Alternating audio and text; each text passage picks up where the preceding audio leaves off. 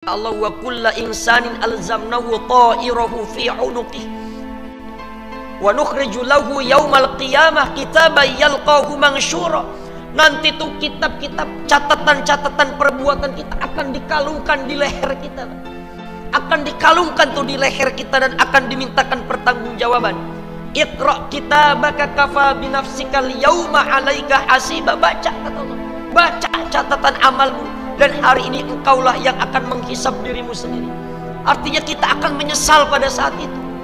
Jadi orang-orang yang ketika dia kembali kepada Allah tetapi dia tidak menghisab dirinya sebelum kematian, dia menghisab dalam keadaan sudah terlambat, maka di sanalah tinggal penyesalan-penyesalan belaka, dan penyesalan itu sudah tidak ada gunanya.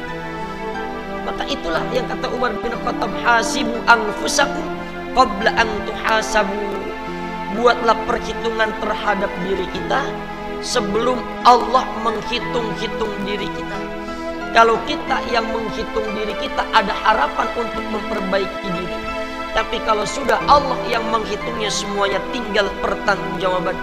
Khairun nas man qala umruhu wa hasuna amaluh. Sebaik-baiknya manusia orang yang panjang umurnya dan baik juga amal perbuatannya. Wa syarrun nas man qala umruhu wa sa'a amaluh. Dan seburuk-buruknya manusia orang yang diberikan umur panjang tapi buruk amal perbuatannya. Kita bermuhasabah, tahun demi tahun telah kita lalui. Dari detik berubah menjadi menit, dari menit berubah menjadi jam, jam berganti hari, hari berubah menjadi minggu, minggu berubah menuju tahun.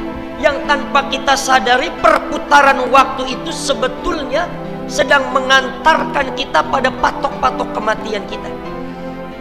Di tengah perjalanan hidup itu kita sering larut dalam hiruk pikuk dunia, lupa bahwa ada amal soleh yang harus kita persiapkan untuk kembali kepada ilahi, dan di sanalah kita akan abadi.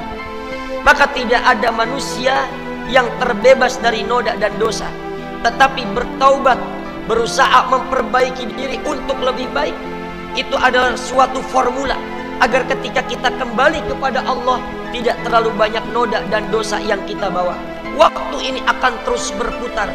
Kalau amal-amal soleh yang kita lakukan, kita berharap ketika dicabut nyawa oleh Allah, yang disambut adalah ya ayyatuhan nafsul mutmainnah, wahai jiwa-jiwa yang tenang, irji'i ila rabbiki radiyatan mardiyah. Kembalilah engkau kepada Allah dalam keadaan ridho, dan Allah pun ridho kepadamu. Fadkhuli fi ibadi wadkhuli jannati. Masuklah engkau ke dalam golongan hambaku dan masuklah engkau ke dalam surgaku.